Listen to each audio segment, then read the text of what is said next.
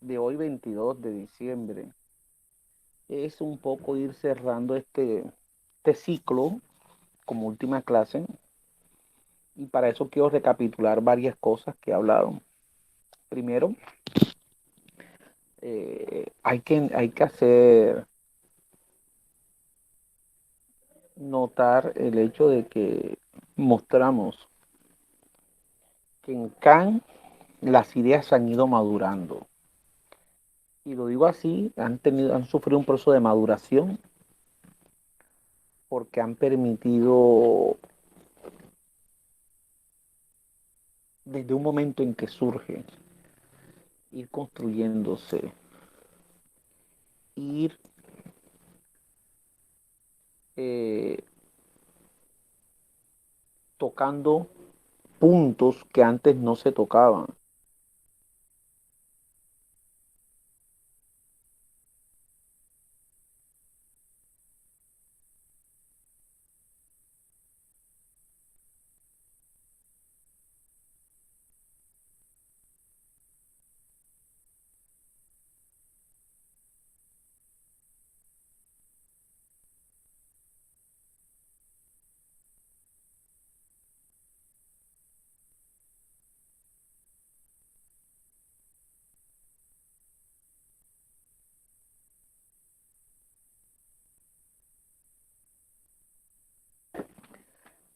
Decía que, disculpen, en Kant las ideas han ido madurando de tal manera que permite a uno rastrear ideas que estaban en 1763, 65, ideas que aparecen en 1770 con la disertación, y cómo esas ideas, en ese proceso de maduración, de construcción, de un pensar, aparecen ya de manera más clara en 1781, cuando aparece por primera vez la crítica de la razón pura. Y decimos que es un proceso de maduración porque no solo es en Kant, la actividad filosófica es una actividad que incluye elementos de análisis, elementos de análisis, elementos de discusión con la tradición. Y ese diálogo con la tradición es lo que va permitiendo que se vayan gestando respuestas a los problemas que se han presentado, pero a la vez que esas respuestas vayan siendo revisadas. Y la revisión de esas respuestas es lo que he llamado aquí maduración de un pensamiento. Los autores van madurando ideas. Y en esa medida las críticas, las revisiones, las lecturas, las discusiones con otros autores, eh, el simple hecho de caer en cuenta de aspectos que no habían sido tocados, le permiten ir llenando vacíos o planteando nuevos problemas. Y creo que ahí está Kant. En, ese, en esa época, antes de 1770, que es donde aparece el periodo crítico llamado, que es donde aparece el problema fundamental, Kant ya se había dado cuenta de varios elementos. Primero, que el conocimiento no podía consistir en solo aporte racional, sino que hay una sensibilidad que juega un papel. Ya Hume lo había despertado del famoso sueño dogmático, y cuando se dice que Hume lo despertó del sueño dogmático es que logró ver que la sola razón no basta para explicar el conocimiento, que existen otros elementos, y es donde podemos notar que la parte de la sensibilidad aparece. La sensibilidad toma una importancia vital, que es lo que le va a permitir a Kant decir que una cosa es la sensibilidad y que otra cosa es el entendimiento. Y es ahí, en ese análisis, donde Kant tiene toda una discusión en torno al espacio y el tiempo. Discusión que se manifiesta en los textos anteriores y que se hace presente en la crítica a razón pura en las observaciones. El tiempo, la discusión de Kant es en cuanto a la realidad del tiempo. Si el tiempo es algo que le pertenezca, que sea resultado de las relaciones de los objetos. Si es así, entonces el tiempo depende de los objetos. Si el tiempo tiene una realidad absoluta, independiente de los objetos o de la misma condición subjetiva, si el tiempo permite en esa medida absoluta que la cosa en sí se aparezca, o como sostiene Kant, que el tiempo es una condición subjetiva humana. Hace parte del equipamiento humano, hace parte de la estructura humana que le permite aportar, así como aportamos más tarde con el entendimiento, para la construcción del conocimiento. De igual manera, esa discusión que está en la estética, Kant le suma otra, que ya está presente en la disertación de 1770, y es el papel que juega el entendimiento como facultad diferente de la sensibilidad. Ya ahí se encuentran separadas las facultades. El entendimiento también hace parte de ese equipamiento, de esas condiciones subjetivas que aportan a la construcción del conocimiento, junto con la sensibilidad serían los elementos, repito, subjetivos, condiciones subjetivas para explicar lo que es el conocimiento, que será como síntesis. En esa medida surge otro problema, y es la distinción kantiana entre fenómeno y noumeno. Hasta 1770 está la idea de que de pronto es posible conocer lo numérico. Kant todavía no ha definido que no, pero ya en la crítica a razón pura ya está definido que no es posible conocer lo numérico y que el conocimiento como tal es limitado. Por lo tanto, ya en 1770, en esa maduración del pensamiento kantiano, podemos decir que la idea de la crítica a razón pura ya está presente. Y es la idea en cuanto a cómo es posible que existan conocimientos a priori. Esa es la idea. La idea de un conocimiento puro, independiente de la experiencia. ¿Por qué? Porque hasta ahora con la tradición racionalista no se había visto de esa manera. Entonces, el hecho de que Kant ya encuentre el problema en 1770 ya significa que algo ha avanzado. Claro, la forma como lo aborda del 70 al 81, cómo Kant lo pule y cómo Kant encuentra las respuestas a esos problemas, está ahí preso. Ya es algo que madura. Por lo tanto, podemos decir que si hubo dos periodos, precrítico y crítico, no son periodos absolutamente independientes como algunos quieren ir, sino podemos decir como que estaciones en ese trasegar, en ese recorrido que hace Kant, que es la maduración de su pensar. Como cuando vamos en un avión, hacemos escala. Escala aquí y después seguimos. Bueno, como segundo punto podemos decir que ya aparecida la crítica a razón pura, encontramos que en Kant hay elementos, esto le gusta a la gente escucharlo porque es lo que normalmente resumen acá. En Kant se encuentran elementos de la tradición racionalista y la tradición empirista. No puedo decir que Kant es un empirista porque miento, pero tampoco puedo decir que Kant es un racionalista porque también mentiría. Ante la pregunta que siempre hacemos, entonces, ¿qué es? Bueno, pregunta difícil. Kant es un autor que supo encontrar los elementos fuertes de la tradición, eh, hacer uso de ellos y poder integrarlos a un pensar. No puedo decir que Kant es una mezcla de los dos, porque en Kant, solamente así suelto como se creen, porque en Kant hay variantes. El aporte sensible es un aporte que reconoce Kant en los empiristas, pero el aporte del entendimiento también lo reconoce Kant en los racionalistas. El gran aporte de Kant estuvo en cómo conciliar dos tradiciones de tal manera que de pronto uno no se viera afectada por la otra. Entonces vemos que hay elementos de peso para sostener que esas dos tradiciones viven ahí. La misma estructura de la crítica a razón pura es una muestra de ese aporte.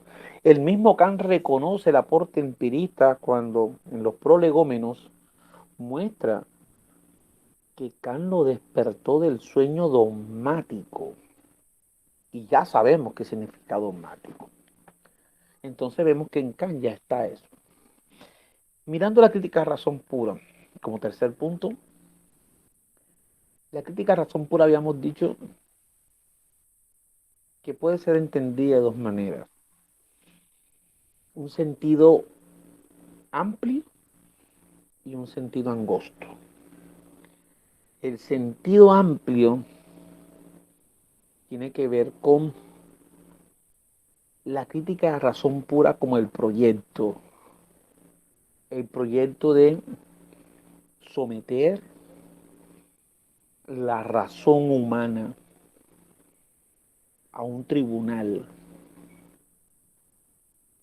a juicio, para ver qué tanto con ella se puede conocer independiente de la experiencia. Si eso lo trasladamos a un lenguaje menos kantiano, lo que va a hacer Kant es someter la razón a juicio, cuestionarla, interrogarla, para ver, y aquí está la importancia de Kant, proceder que no hicieron ninguno de los que lo antecedieron, de tal manera que le permita tener certeza si puede existir un conocimiento no empírico, si es posible que exista un conocimiento como el metafísico, conocimiento que el propio Kant reconoce desborda los límites de la experiencia. Si eso es posible, solamente se sabrá, no por suposición, sino sometiendo la razón a revisión, a análisis. Es ahí donde está eso primero. Dos, el sentido angosto. El sentido angosto podemos ver la crítica a razón pura como el texto que es el resultado de un conjunto de reflexiones kantianas donde Kant expone su idea de metafísica, de qué consiste la metafísica, cómo es posible la metafísica y especialmente cómo es posible la metafísica como ciencia. ¿Qué es lo propio de ambas visiones? La visión amplia es una visión de un proyecto, de la razón. Y aquí implica que tanto se puede conocer independiente de la experiencia en matemática, en física, en metafísica, cómo es posible una moral pura, cómo es posible una estética distinta y cómo es posible que se pueda pensar en una historia a priori, también lo vamos a estar acá. Entonces vemos que es un proyecto amplio que puede tener una aplicabilidad en caso de la crítica a razón pura como el texto, que como tal tiene como fin mostrar que la metafísica es posible como ciencia.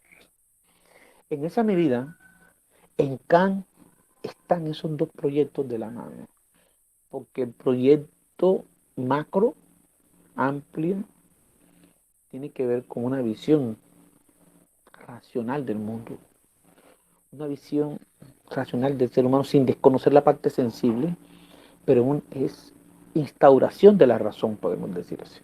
Un proyecto donde la razón sea la rectora, la razón sea, la razón sea la rectora de las acciones humanas. como tal. Cuarto punto, crítica a la razón pura. Vamos al texto, crítica a la razón pura. Dijimos que el texto estaba compuesto por dos prólogos. ¿Por qué dos prólogos? Porque el texto en vida de Kant lo editó dos veces, 1781 y 1787. En cada edición, Kant le agregó un prólogo. De igual manera, hay dos introducciones. Eso quiere decir que Kant, la introducción de la segunda edición es más amplia que la introducción de la primera edición. Podemos notar que no solamente esos dos fueron los únicos textos que han sido revisados, el propio Kant nos muestra que lo que él llama la sección más difícil, más compleja, que es la deducción trascendental de los conceptos puros, fue reeditada de igual manera. Entonces encontramos dos deducciones trascendentales. ¿Cómo sabemos cuáles son cada uno? Porque en los textos aparece A y B. Están numerados para identificar los, las ediciones. Y lo que llama Kant los paralogismos de la razón pura, especialmente el primer paralogismo, que es bastante extenso, miren. Estamos hablando de el primer paralogismo tiene alrededor de 365, no, 35 páginas. El de la edición A, que es este, y fue remodelado más corto en la segunda edición. ¿Qué podemos decir? Que hay un texto amplio, el texto, la reedición, la revisión, la reescritura evidencia el proceso de maduración del pensamiento kantiano, que tiene que ver con la revisión, responder críticas, asumir de pronto errores que se pasaron. Y una nueva lectura siempre implica dar cuenta de cosas que antes no se habían visto.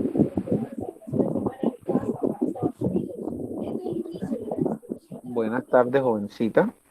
Voy a mirar aquí un momentico que está, voy a grabar aquí lo que están conectados a la asistencia, listo.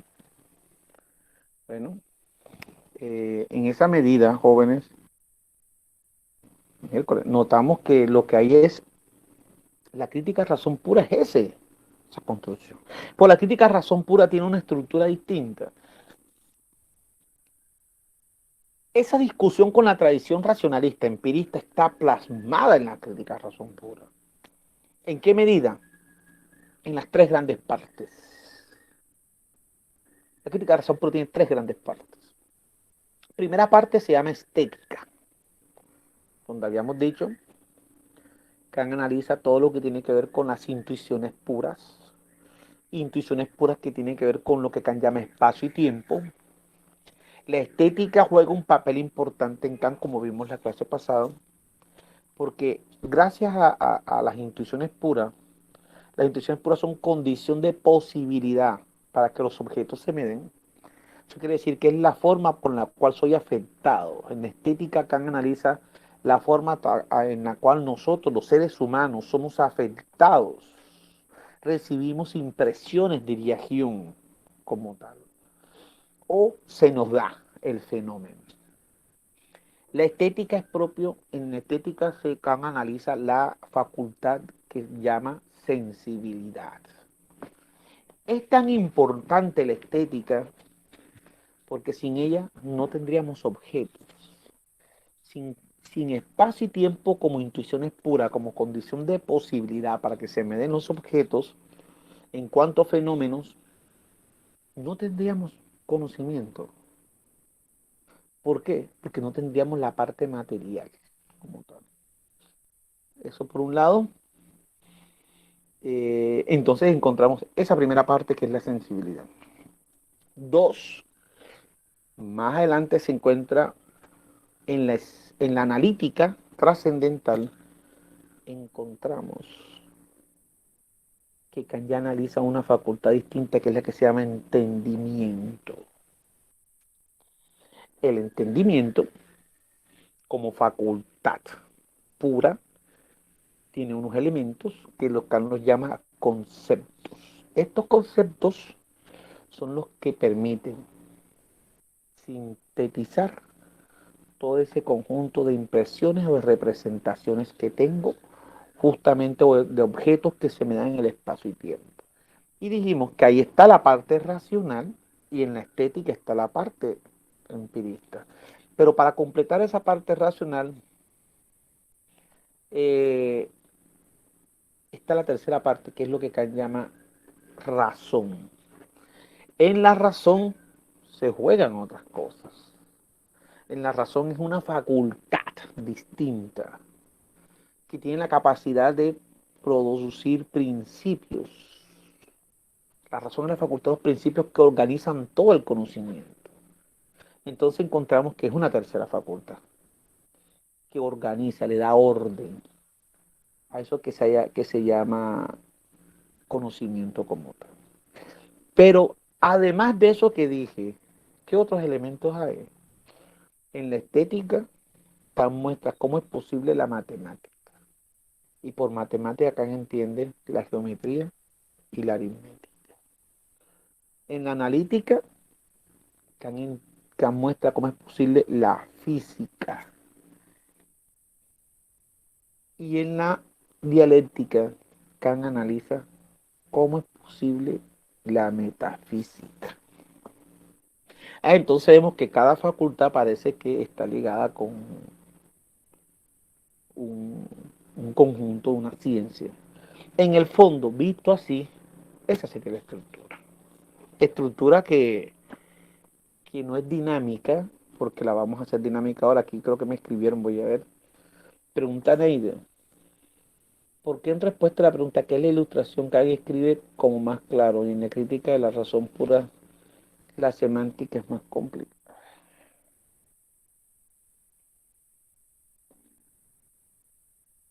Eh, Les voy a decir que la pregunta es clara.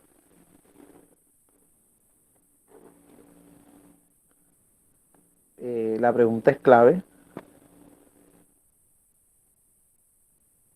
Eh, la respuesta creo que en parte, Neider, la encuentro o se encuentra en lo que dije al inicio.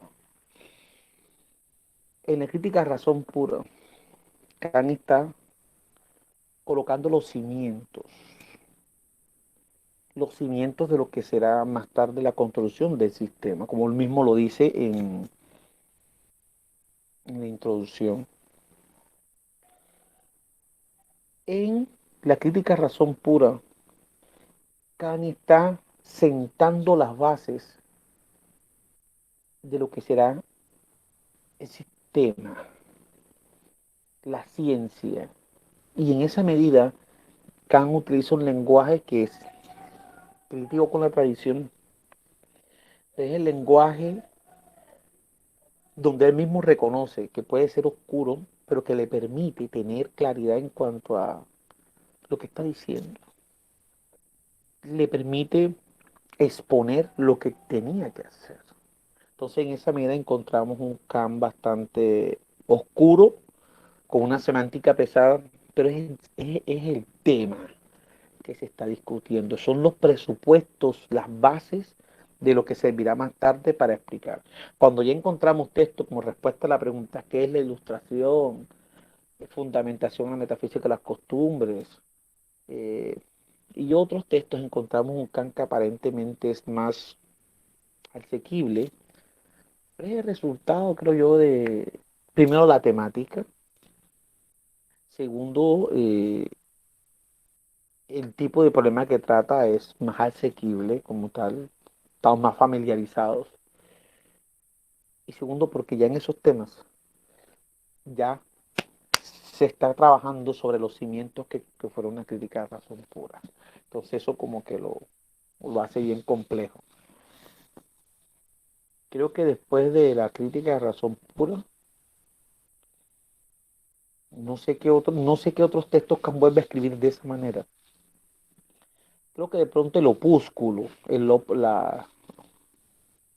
último texto que se edita de Kant, donde Kant estaba revisando ciertas cosas. Eh, entonces ahí está. Yo creo que es más que todo esa parte.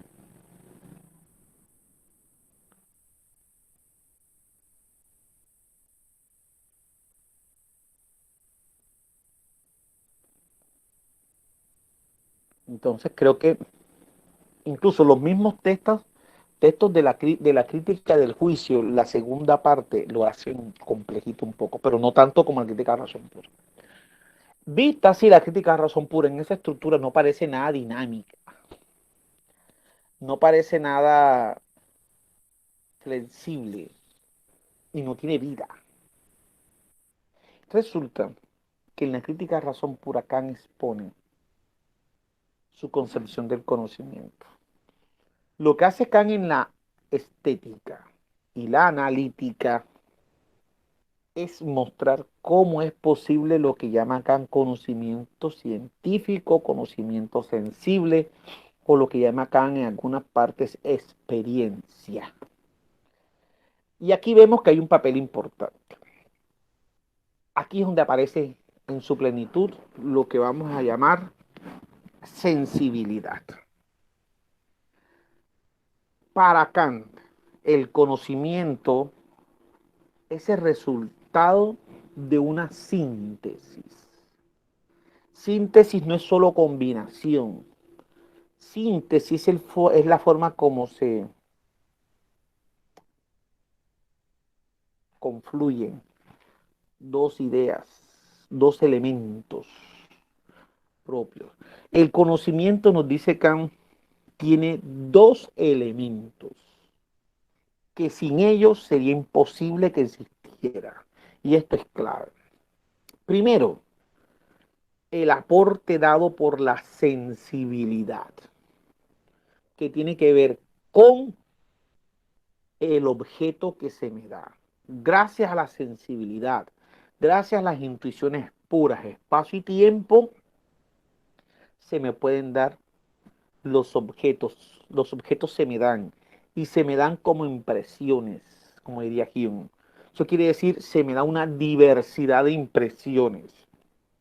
Gracias a la sensibilidad existirá la base material sobre la cual construir el conocimiento. Gracias a la sensibilidad nos damos cuenta del carácter temporal de la vida humana, temporal del conocimiento, lo que será más tarde ligado a la finitud. Si no hay sensibilidad, si no hay intuiciones puras como espacio y tiempo, no tendríamos objetos, no tendríamos representación en los objetos, no tendríamos el elemento material bajo el cual se va a organizar como tal. Entonces, fíjense que la sensibilidad me da la materia como tal frente a la cual voy a trabajar.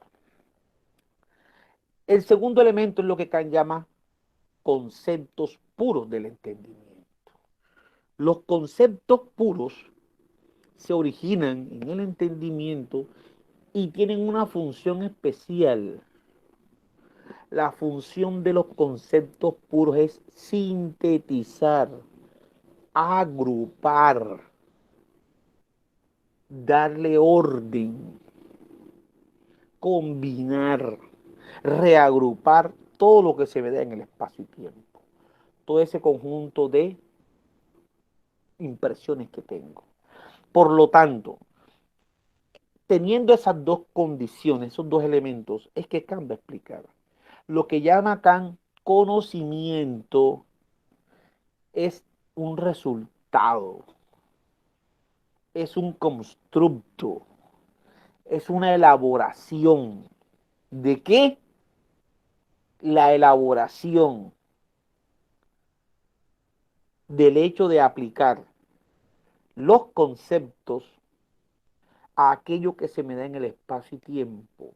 Los conceptos unifican esa diversidad. Los conceptos sintetizan, agrupan, reorganizan. Y gracias a que yo puedo aplicar, a que yo puedo tener unos conceptos que agrupan una diversidad de impresiones que se me dan, puedo decir que el resultado de la aplicación de los conceptos a esa diversidad es lo que Kant va a llamar experiencia, es lo que Kant va a llamar conocimiento. Por lo tanto, esa síntesis nos muestra que el conocimiento es sensible.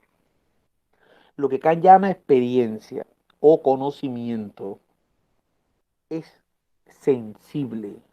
Eso quiere decir que solamente se puede conocer lo material. Si es así, solamente puedo conocer lo fenoménico. Si es sensible, es limitado, porque se limita a la sensibilidad. Pero cambia mucho más allá. Ese conocimiento limitado es una elaboración, es algo nuevo, es el resultado de mezclar las intuiciones con los conceptos. Esa mezcla produce algo nuevo.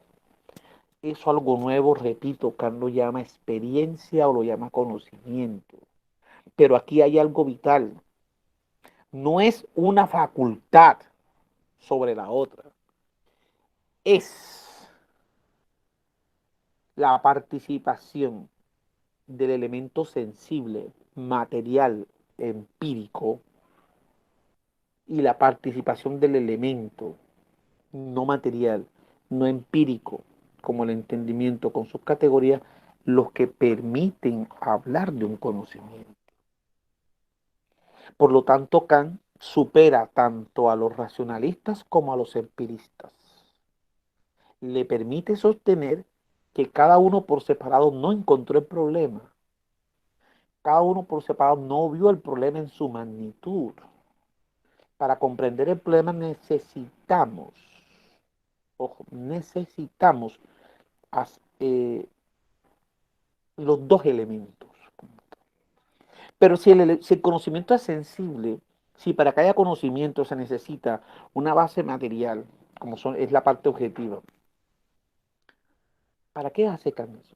Para mostrar que de aquello que no es sensible, aquello que no se me da en espacio y tiempo, aquello que Kant llama noúmeno o cosa en sí, eso no puede conocerse sensiblemente.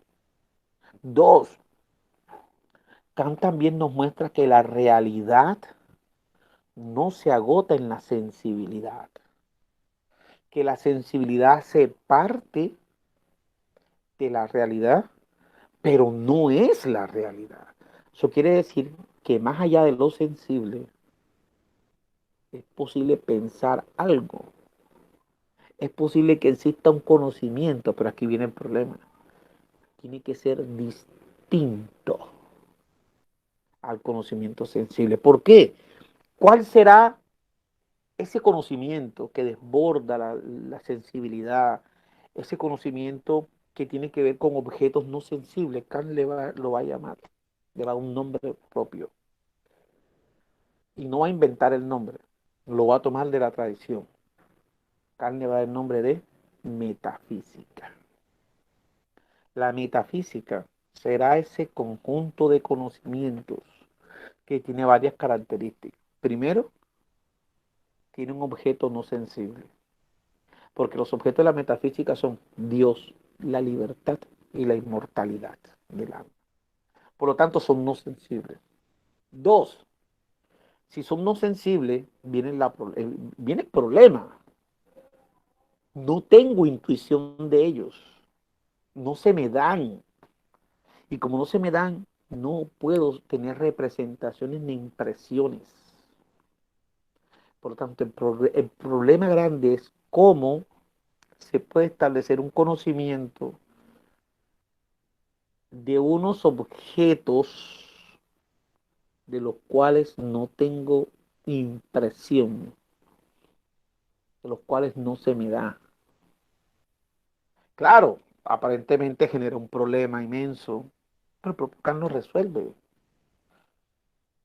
Esos objetos no sensibles, que Kant llama nómenos, pueden ser conocidos de una manera distinta. Y aquí Kant abre la posibilidad de pensar el conocimiento de dos maneras. Un conocimiento sensible que se encarga de todo lo que se me da, el espacio y tiempo, y un conocimiento de aquello que no se me da en el espacio y tiempo. ¿Cuál es la gran diferencia? Que tiene que ser un conocimiento distinto, de otra especie, de otra característica, de otro nivel. Pero viene el problema mayor. ¿Qué relación puede darse en esos dos conocimientos? Y Kant marca de una manera primero, dice, ese conocimiento sensible, que lo se llama experiencia, no puede traspasar los límites de la misma. O sea, yo no puedo nunca creer que puedo conocer sensiblemente lo que no es sensible. Nunca. Con los conceptos que yo conozco científicamente, sensiblemente, no puedo conocer lo no sensible. Por lo tanto, lo noumenico quedará por fuera del campo científico natural. Quedará por fuera. Eso quiere decir que los temas de Dios, libertad de la voluntad e inmortalidad del alma no son objeto de estudio científico, ni podría serlo. Deben ser objetos de estudio metafísicos. Y ya aquí abre otra posibilidad de conocer. Esa otra posibilidad de conocer es la que Kant va a analizar en la dialéctica trascendental. Es en donde Kant va a mostrar que así como la sensibilidad tiene intuiciones, así como el entendimiento tiene conceptos, la razón como facultad tiene ideas. Los elementos de la razón se llaman ideas. Y esas ideas tienen una particularidad. Y es que no es y aquí lo podemos entender en el sentido platónico. Las ideas nunca van a encontrar referente empírico, sensible. Por eso es que Dios nunca se va a encontrar. Dios, la libertad y la inmortalidad van a ser ideas. Ideas que van a marcar la acción humana. Ideas que van a tener un sentido moral. Ideas que van a jugar un papel en la discusión moral kantiana. Pero que no pueden ser analizadas científicamente. De esa manera podemos decir que Kant, con su explicación, le abre un espacio grande a lo que se llama metafísica o filosofía. Kant abre un espacio de acción a lo que es la metafísica, un espacio de acción con sus objetos, con lo que debe ser su método, con sus resultados. Pero también Kant hace algo que es vital y es esa concepción de metafísica kantiana se convertirá en crítica a la tradición metafísica occidental. ¿En qué medida se convertirá en crítica? Porque Kant empezará a cuestionar la forma como los dogmáticos y los escépticos expresaron posiciones frente a Dios, el alma y la libertad. ¿Cuál fue el problema o cuál ha sido el problema de los dogmáticos y los escépticos? Carlos explicó en el segundo prólogo de la crítica a razón pura. ¿Qué dice Kant en ese prólogo? que el problema de los escépticos, los dogmáticos, es que dieron por hecho unos, los escépticos, que la razón no podía conocer más allá de la experiencia. Los otros, los dogmáticos, que la razón sí podía conocer más allá de la experiencia. ¿Cuál fue el problema? ¿Cuál fue el problema?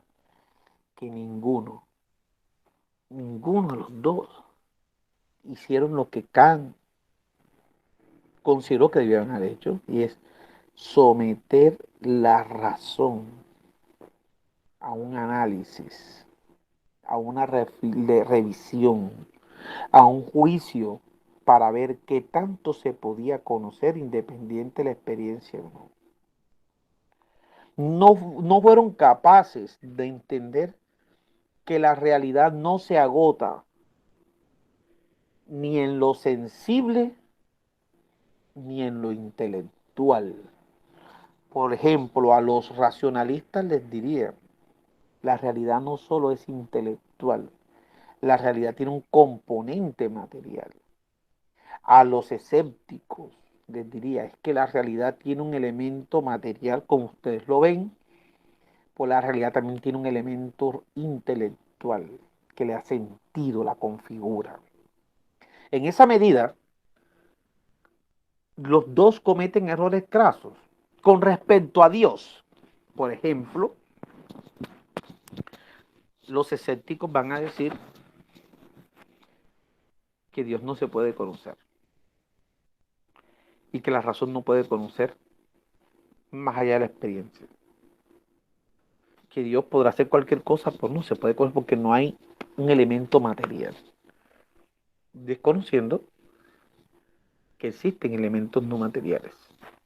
Con respecto a los racionalistas, la crítica no es menos dura. A los racionalistas simplemente le preguntan, ¿cómo pueden demostrar que Dios existe? Primero, si es no sensible. Segundo, ¿cómo son capaces de utilizar conceptos netamente de un conocimiento sensible para aplicarlo? Esos conceptos los va a aplicar a objetos no sensibles. Se estaría cometiendo un traspaso, se estaría traspasando la línea del, que divide el conocimiento metafísico y el conocimiento sensible. ¿Por qué? Porque es imposible conocer científicamente lo que no es un objeto sensible. El conocimiento científico, repito, está limitado a la sensibilidad. Por lo tanto, ir más allá es una extralimitación. Si lo vemos así, lo que hace Kant es someter a crítica, a revisión, toda la tradición metafísica, toda la tradición de la filosofía occidental, recomponer un poco lo que se llama metafísica, los objetos, y lo mejor, mostrar que la metafísica no es una tendencia natural. La metafísica puede pasar a convertirse en ciencia. ¿Y qué significa convertir la metafísica en ciencia? Ya lo habíamos dicho hace unas sesiones, encontrarle un método, un objeto, un, un proceder, unas respuestas a esas preguntas. En pocas palabras, responder a la pregunta cómo son posibles los juicios sintéricos a priori. Y aquí entramos entonces a un elemento distinto y es, para acá la metafísica sí es posible como ciencia. Claro está, hay que entender que por ciencia se debe entender dos cosas. Primero, no la ciencia natural, y lo que hace científico a un conocimiento para Kant tiene que ver con la rigurosidad, con el proceder, tiene que ver con el paso a paso, de cómo ese paso a paso, ese proceder se adecua a un tipo de objeto. En este caso, el paso a paso del conocimiento científico se tiene que adecuar al objeto sensible. el paso a paso del conocimiento metafísico se debe adecuar a ese objeto. Es el objeto lo que podemos decir el que va determinando en cierta medida cómo abordarlo. Porque yo no puedo abordar el objeto no sensible de una manera sensible. Ahí se produciría cualquier cosa menos conocimiento metafísico, y eso lo que permitiría es reafirmar un tipo de posición frente a ellos. Eso sería lo que es el conocimiento para Kant. Por lo tanto, la metafísica es otro modo de conocer. ¿Qué importancia tiene la metafísica para Kant? La metafísica Kant la ha visto desde el mismo segundo prólogo como la ciencia más antigua, y para Kant ha existido y existirá siempre metafísica porque la metafísica Kant la ve de dos maneras. Ya la vimos lo que puede ser como metafísica, como ciencia, pero Kant dice que hasta ahora la metafísica ha sido vista como una tendencia natural de la razón. ¿Y eso qué significa?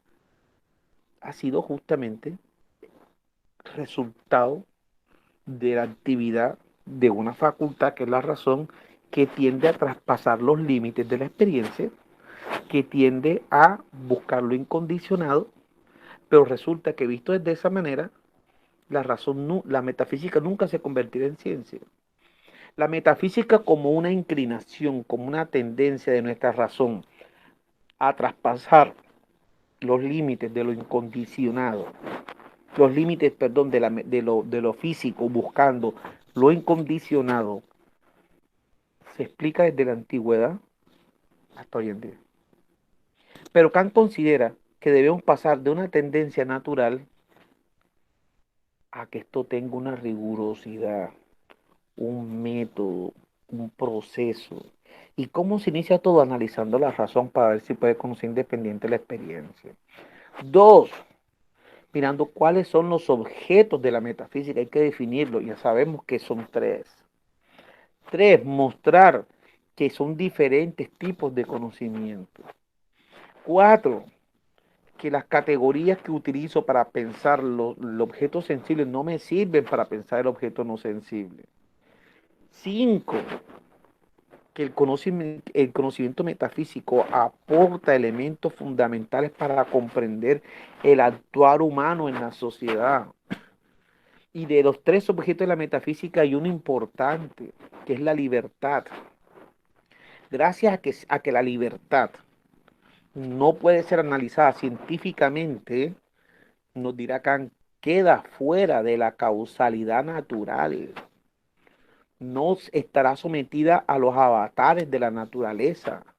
Eso quiere decir que el hombre puede ser pensado como libre, como autónomo. ¿Y eso qué significa? Que como el hombre no está sometido a la naturaleza, él es el que decide a qué llama bello. Él es el que decide cómo organiza su sociedad en términos sociales, políticos, económicos. Él es el que decide qué ley lo va a regir.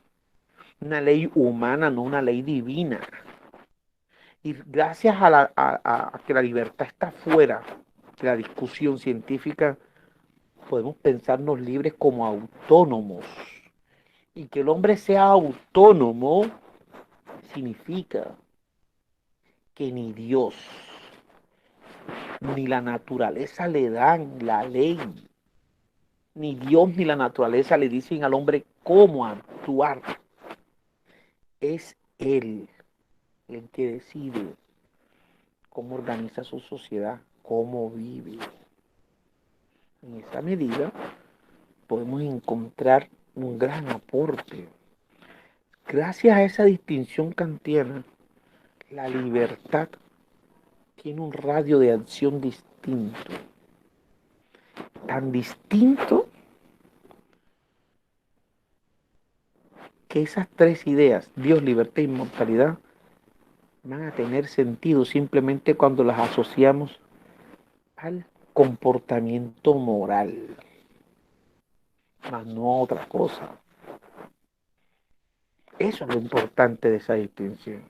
Y la metafísica deja de ser vista como una búsqueda incansable.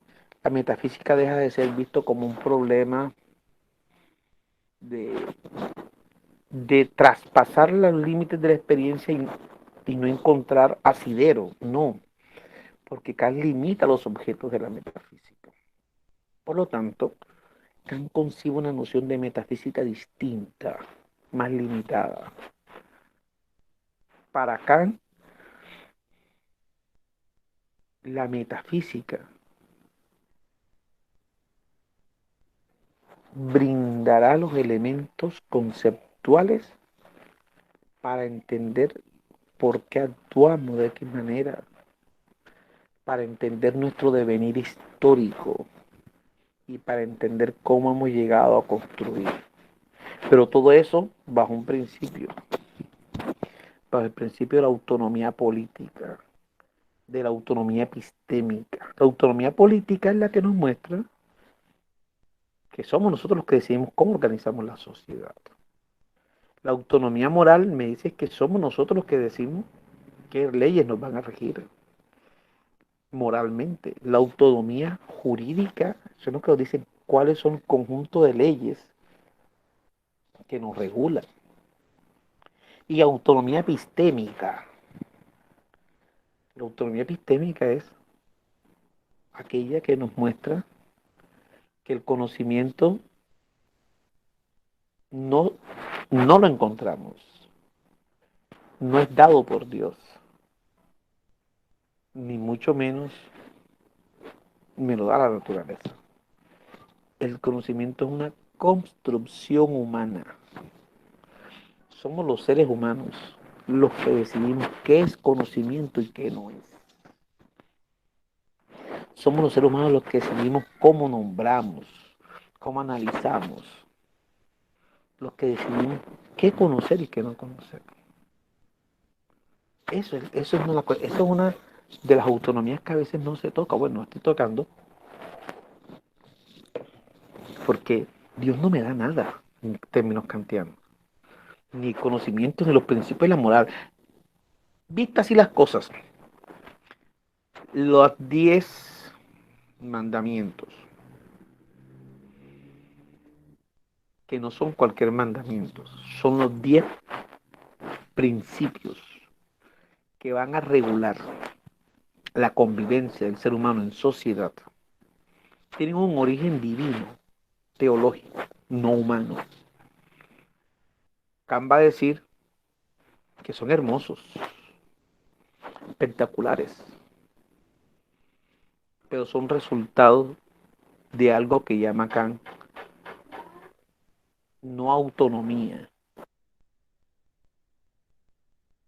Es algo de lo que se va a llamar no autonomía. Eso que la naturaleza, que alguien externo al ser humano me dé la ley, se va a llamar heteronomía, no autonomía. Por tanto, eso no puede ser aceptado. Eso no puede ser aceptado. Entonces, entramos en esa situación como tal. Son, diría yo, elementos de los cuales nosotros hemos tocado y que a veces no se ve la relación y que solamente lo entendemos cuando leemos otros textos como tal. En términos generales, podría decir que acercarnos a la crítica de razón pura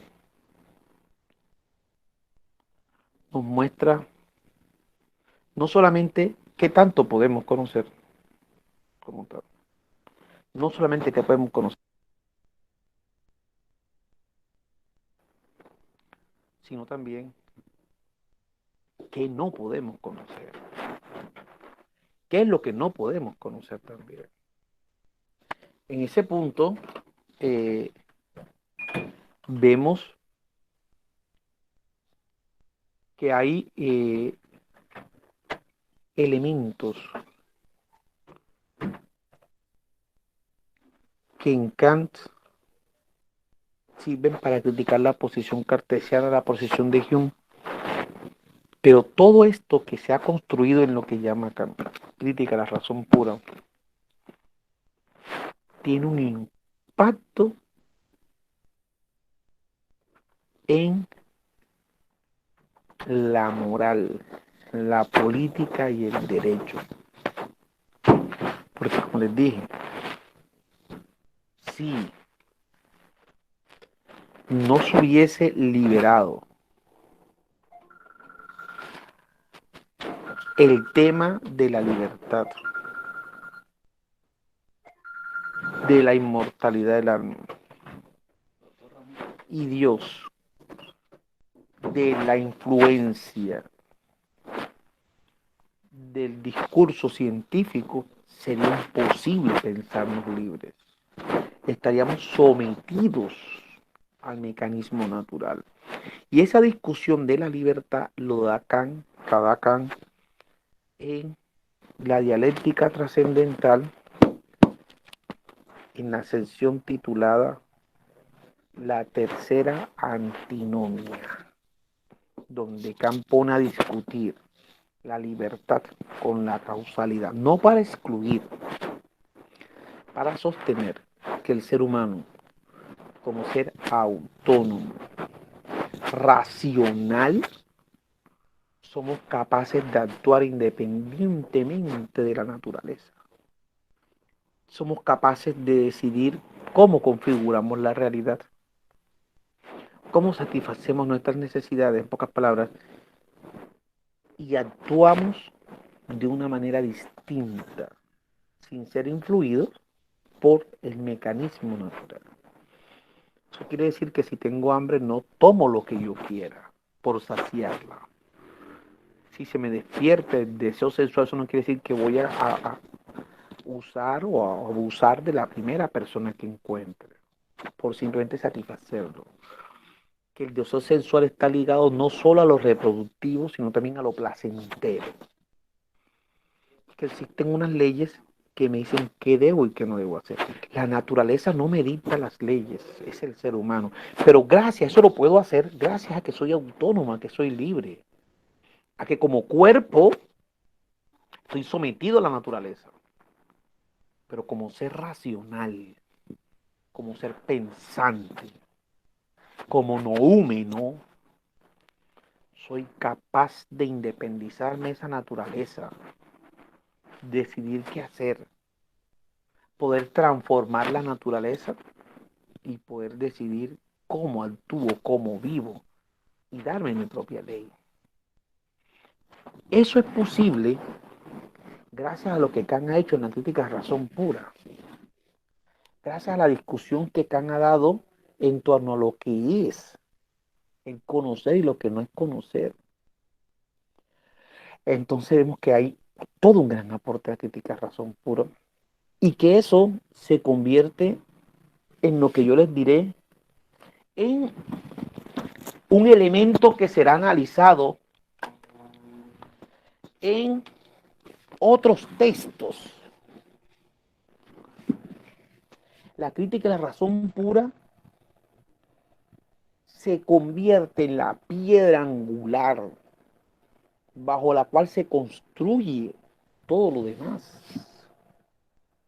Se construye todo lo otro que viene después y que Neiber pregunta por qué, la pregunta-respuesta de la ilustración, los textos de filosofía política, los textos de los mal llamados escritos menores de filosofía de la historia, etcétera. Eso es lo que... Y miren, es aquí en donde entran los conceptos. Lo que Kant llama entendimiento, Kant lo va a mostrar, como ya he dicho, adelantado algo, en una sección que se llama analítica trascendental.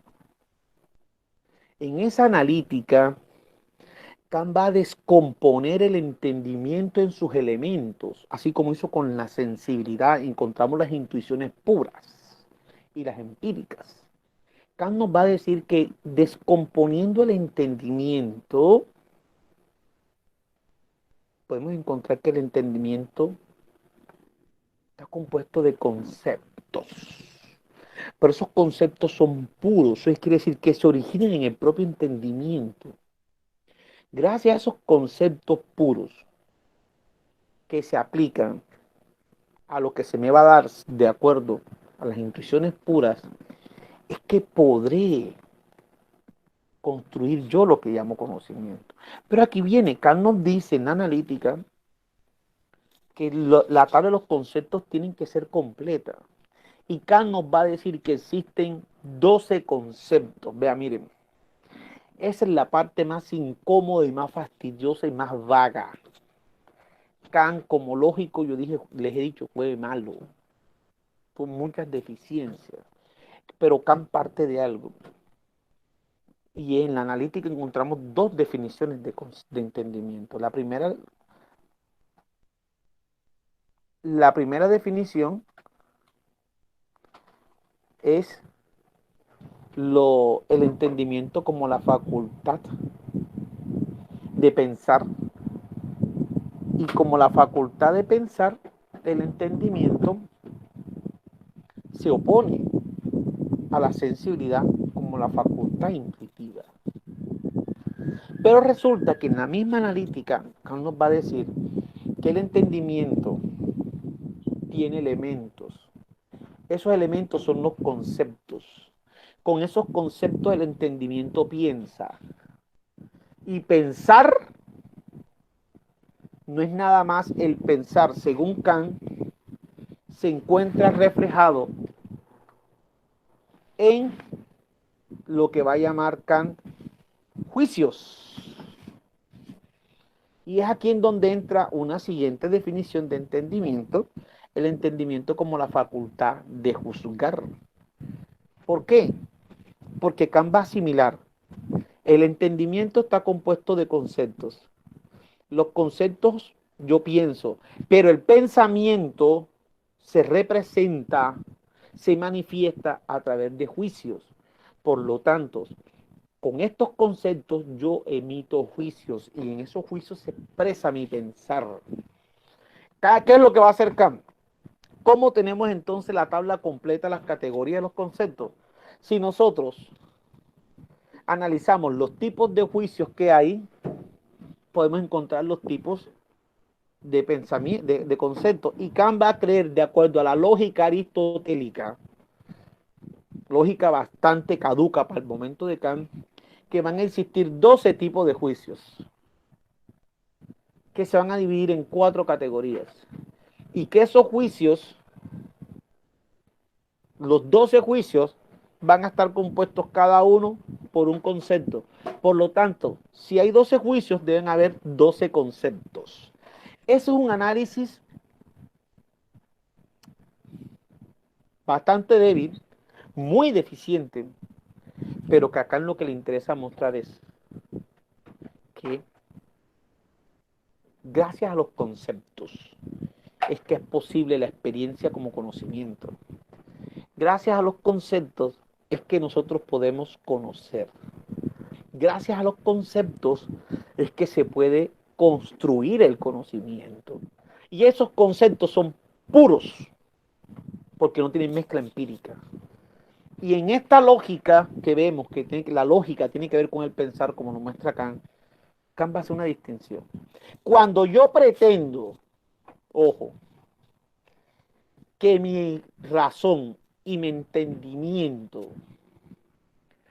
conozcan sensiblemente lo que se me da más allá de la experiencia o conocer sensiblemente los tres objetos de la metafísica, estoy cometiendo un error grave. Traspasar los límites de la experiencia no ensancha el conocimiento, sino al contrario, permite que se construya un aparente conocimiento.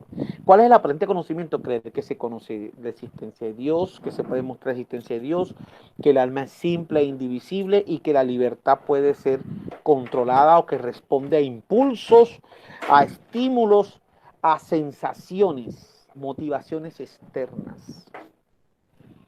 Frente a eso se opone Kant como tal. Jóvenes, lo que encontramos aquí en este pequeño resumen,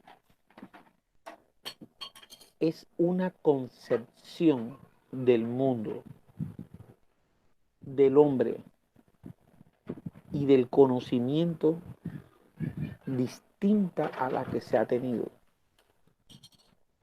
No mejor ni peor. Una concepción del mundo que es vista bajo una visión humana. Un conocimiento que es humano y que es limitado por ser humano, pero es el conocimiento que el ser humano ha construido. Ojo, lo que queda pendiente es esas relaciones entre filosofía y teología o el papel que juega Dios, que eso sí es un problema grande, grandísimo. Eso desborda los límites de lo que estamos haciendo hoy en resumen. Pero creo que con esto sí queda claro un poco qué es lo que ha pensado Kant hasta aquí ahora. ¿Qué entiende por metafísica? ¿Qué entiende por conocimiento como tal? No